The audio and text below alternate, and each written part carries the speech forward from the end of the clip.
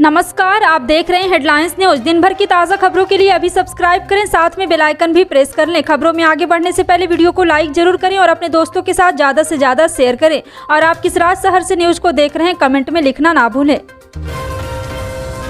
देश में खरीफ फसलों की बुआई की तैयारी शुरू हो चुकी है। इस बीच उत्तर भारत के सभी राज्यों में धान की बुआई के लिए निराई कुड़ाई की प्रक्रिया शुरू हो गई। हालांकि धान की खेती में पानी की खपत अधिक होती है।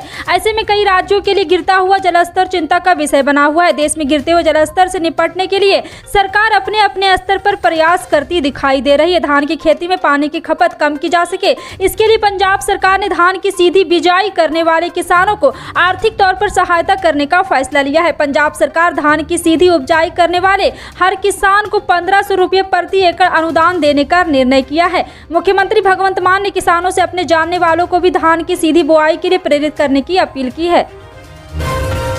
महाराष्ट्र नवनिर्माण सेना प्रमुख राज ठाकरे के खिलाफ औरंगाबाद जिले के पुलिस ने FIR दर्ज कर ली है। उन पर औरंगाबाद में 1 मई की रैली में आपत्तिजनक बयान देने का आरोप लगा है। औरंगाबाद की सिटी चौक पुलिस थाने ने ये कार्रवाई की है, जिसमें 116, 117, 153 धाराएं लगाई गई है। राज ठाकरे, राजीव ज्वालाकर एवं अन्य आयोजक के खिलाफ केस दर्ज किया गया है। इससे पहले महाराष्ट्र के DGP रजनीश सेठ ने कहा था कि मनसे प्रमुख राज ठाकरे के कथित विवादित भाषण को लेकर औरंगाबाद के पुलिस आयुक्त उनके खिलाफ उचित कानून कार्रवाई करेंगे। कल ईद धूमधाम के साथ मनाया गया, साथ ही साथ परशुराम जयंती और अक्षय तृतीया का भी पर्व मनाया गया। यूपी के इटावा शहर में परशुराम जयंती के उपलक्ष्य में एक बड़ी शोभा यात्रा का आयोजन किया गया। हजारों लोगों की भीड़, बैंड बाजा और झांकियों के साथ यह शोभा यात्रा निकाली गई। नुमाइश पंडाल में एकत्रित हुए लोग एक साथ आगाज हुए और शहर के मुख्य मार्ग से होती अपने गंतव्य तक पहुंचे। खास बात यह देखने को मिली कि औरंगाबाद चौराहे से पहले शाही मस्जिद पर मुस्लिम समाज के लोगों ने शोभा यात्रा का जबरदस्त तरीके से स्वागत किया। शोभा यात्रा शामिल लोगों को माला पहनाकर पानी की बोतल, जूस और मस्जिद की छत से फूलों की बरसात की गई।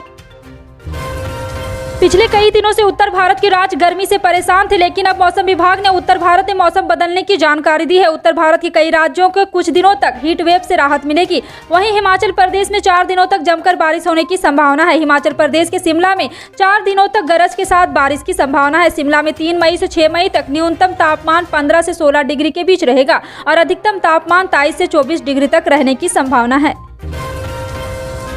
उत्तर प्रदेश के अयोध्या में ईद और अक्षय तृतीया के मौके पर धार्मिक सौहार्द की शानदार मिसाल देखने को मिली। एक तरफ बड़ी संख्या में मुस्लिम समाज के लोग जहां मस्जिदों और ईदगाह में ईद की नमाज अदा कर रहे थे, वहीं दूसरी तरफ अक्षय तृतीया जैसे महत्वपूर्ण दिनों पर लाखों श्रद्धालु मंदिर में दर्शन और पूजा कर रहे थे। इस दौरान श्री राम जन्मभूमि मंदिर के अयोध्या पुजारी महंत सत्येंद्र दास बाबरी मस्जिद के पक्षधार रहे इकबाल अंसारी के घर पहुंचे और उन्हें ईद की बधाई दी। वहीं इकबाल अंसारी ने भी माला पहनाकर उनका स्वागत किया। उन्होंने सत्येंद्र दास को फल खिलाकर अक्षय तृतीया और परशुराम जयंती की बधाई दी।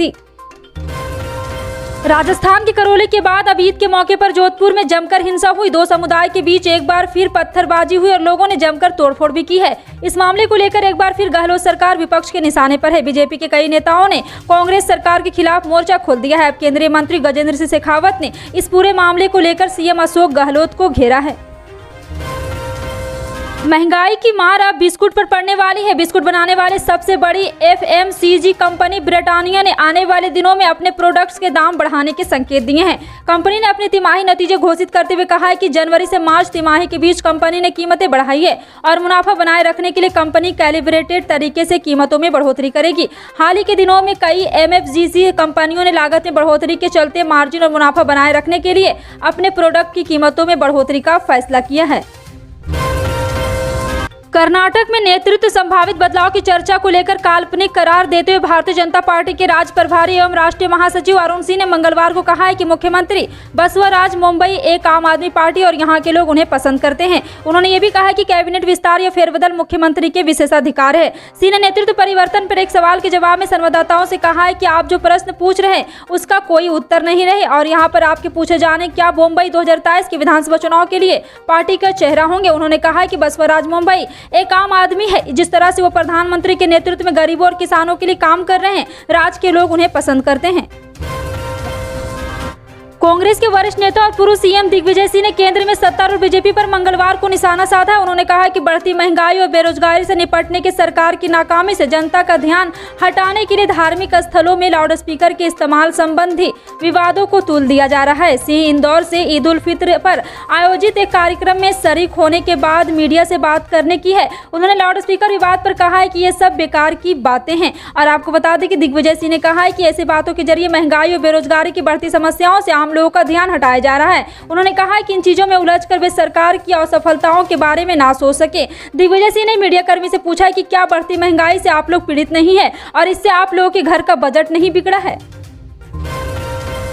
उत्तराखंड के उच्च गढ़वाल क्षेत्र में स्थित प्रसिद्ध गंगोत्री और यमुनोत्री धामों के कपाट 6 माह बंद रहने के बाद मंगलवार को अक्षय तृतीया के अवसर पर श्रद्धालुओं के लिए 4 धाम खोल कर दिए हैं और उत्तरकाशी जिले में स्थित गंगोत्री यमुनोत्री धाम के कपाट क्रमशः पूर्वाह्न 11:15 और अपराह्न 12:15 पर विधिवत पूजा अर्चना के बाद खोल दिए गए। केंद्रीय गृह मंत्री अमित शाह के कर्नाटक पहुंचते ही बीजेपी को बड़ी सफलता हाथ लगी है। जनता दल के वरिष्ठ नेता और कर्नाटक विधान परिषद के मौजूदा अध्यक्ष बसवराज हेराती मंगलवार को भारतीय जनता पार्टी में शामिल हो गए। हेराती बेंगलुरु में अमित शाह, मुख्यमंत्री बसवराज मुंबई, केंद्रीय मंत्री प्रहलाद जोशी और पार्टी के अन्य वरिष्ठ नेताओं की मौजूदगी में बीजेपी में शामिल हुए। 2023 विधानसभा चुनाव से पहले जनता दल के कद्दावर नेता बसवराज हेराती का बीजेपी से जुड़ना बड़ा संकेत है और यह न सिर्फ सदन में भी भाजपा को बढ़ावा दे सकता है और क्योंकि इससे पहले दूसरों पर निर्भर रहे बिना विवादास्पद बिलों को पारित करने में मदद करने के लिए बहुमत हासिल करने के लिए कड़ी मेहनत करनी पड़ती थी। क्या ममता बनर्जी के भतीजे अभिषेक बंगाल के अगले मुख्यमंत्री होंगे? टीएमसी सांसद अपूरूपा पोद्दार के एक ट्वीट के बाद इसे लेकर चर्चा चल रही है। पोद्दार ने ट्वीट किया है कि ममता बनर्जी 2024 में देश की प्रधानमंत्री होंगी जबकि अभिषेक बनर्जी बंगाल के मुख्यमंत्री बनेंगे। पोद्दार ने ट्वीट किया है कि ममता बनर्जी 2024 में आरएसएस से जुड़े राष्ट्रपति के द्वारा प्रधानमंत्री की शपथ लेंगे और आपको बता दें कि इसके अलावा अभिषेक बंगाल के मुख्यमंत्री बन जाएंगे। हालांकि पोद्दार ने इस ट्वीट को 1 घंटे के अंदर ही डिलीट कर दिया। इस बारे में उनका कोई जवाब नहीं आया, लेकिन माना जा रहा है कि हाईकमान के आदेश पर ही उन्होंने यह ट्वीट डिलीट किया है। आधुनिकता की इस दौर में आज रासायनिक खेती की वजह से फसलों का उत्पादन तो पर्याप्त मात्रा में हो रहा है, लेकिन इसकी वजह से लोगों के अंदर तरह तरह की बीमारियां भी फैलती है। सरकार जैविक खेती को बढ़ावा देने के लिए कई योजनाएं चलाकर लोगों को जागरूक कर रही है। ऐसे में आज अक्षय तृतीया के शुभ मुहूर्त में छत्तीसगढ़ के सीएम भूपेश बघेल द्वारा रायपुर के इंदिरा गांधी कृषि विश्वविद्यालय माटी पूजन अभियान की शुरुआत की गई।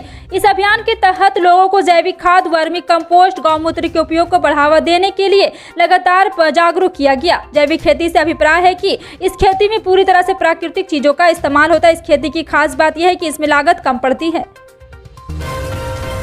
सरकार की तरफ से किसानों की आर्थिक स्थिति में सुधार करने के लिए शुरू हुई प्रधानमंत्री किसान सम्मान निधि योजना की 10 किस्त किसानों के खाते में आ चुकी है। अब किसानों की इसकी 11वीं किस्त का इंतजार है। 11वीं किस्त के अप्रैल से जुलाई के बीच में आने की उम्मीद है। इस योजना के तहत देश भर में करीब 12.5 करोड़ किसान रजिस्ट्रेशन हो रखा है। 11वीं किस्त के लिए केंद्र सरकार, राज्य सरकार की तरफ से लगातार प्रक्रिया चल रही। इस योजना की किस्त पैसे में ट्रांसफर होने से पहले राज्य सरकार भी अप्रूवल जरूरी होता है। 11वीं किस्त के लिए कुछ राज्य सरकारों ने अप्रूवल दिया है, कुछ ने अभी बाकी है और इस अप्रूवल नहीं दिया है। ऐसे में जरूरी है कि आप बीच बीच में अपना स्टेटस चेक करते रहें। राजस्थान के अलवर जिला कांग्रेस कमेटी की ओर से राजस्थान के मुख्यमंत्री अशोक गहलोत का 72वां जन्मदिन मनाया गया। इस अवसर पर कांग्रेस कमेटी की ओर से अनेक कार्यक्रम आयोजित किए गए। कांग्रेस के जिला अध्यक्ष योगेश मिश्रा ने बताया कि सबसे पहले अलवर शहर के कंपनी बाग में पौधारोपण किया गया और गर्मी को देखते हुए पक्षियों के लिए परिंदे बांधे गए। इसके उपरांत अस्पताल में मरीजों को फल वितरित किया गया। साथ ही उन्होंने बताया कि कांग्रेस कमेटी की ओर से मुख्यमंत्री अशोक गहलोत की दीर्घायु की कामना की गई और कहा है कि सूर्य की तरह उनकी रोशनी फैलती रहे और प्रगति के पथ पर आगे बढ़ते रहे।